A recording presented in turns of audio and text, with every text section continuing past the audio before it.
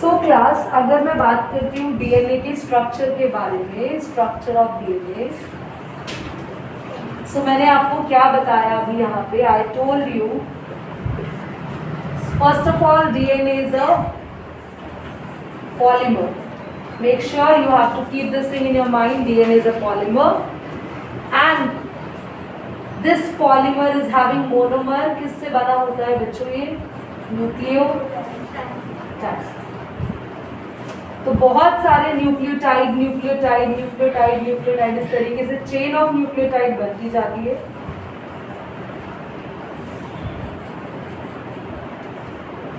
And हमारा DNA ready हो जाता है. नाउ सबसे पहले ये जानते हैं कि न्यूक्लियोटाइड है क्या, वो किससे बनता है. So students, nucleotide is going to made up of very important 3 components. वो 3 कंपोनेंट्स क्या होते हैं जिससे हमारा एक न्यूक्लियोटाइड बना होता है. सो वो 3 कंपोनेंट्स है. सबसे पहली चीज हमारे पास एक नाइट्रोजनस बेस है.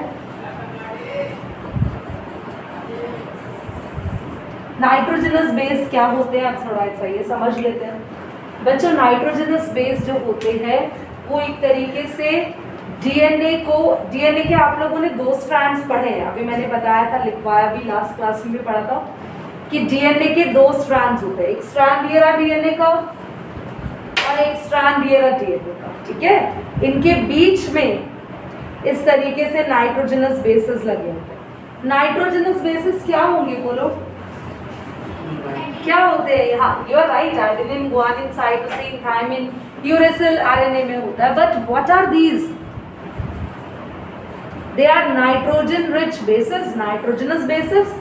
उससे ज़्यादा डीप में आपको नहीं जाना है. पहले पता क्या होता था, पहले ना बहुत ज़्यादा डीप में बायो पढ़ते थे, बहुत ज़्यादा डीप में, पहले की बात कर रही हूँ मैं.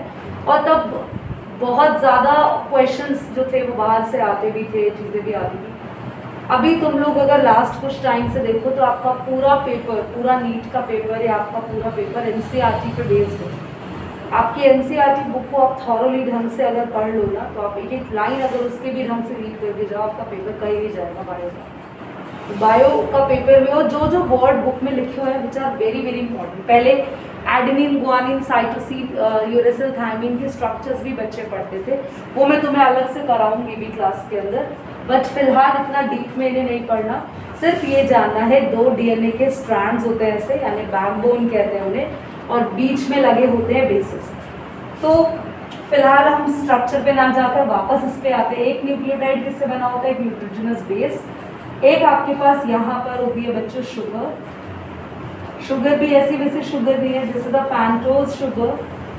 पेंटोज का मतलब है 5 कार्बन शुगर होते हैं यहाँ पे, और प्लस इस शुगर का नाम होता है राइबोज शुगर.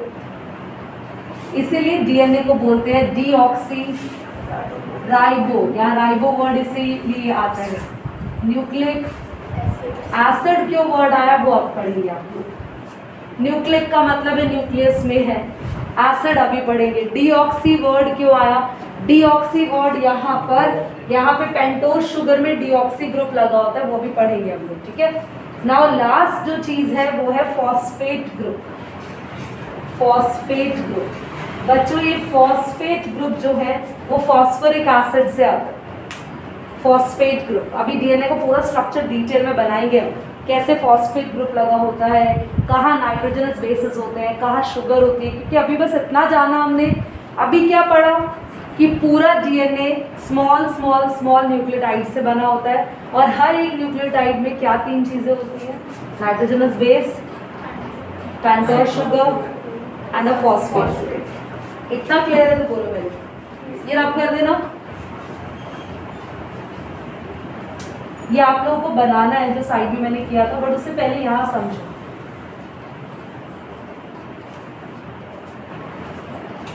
होता क्या है आपके पास, देखो शुगर के साथ एक फॉस्फेट ग्रुप,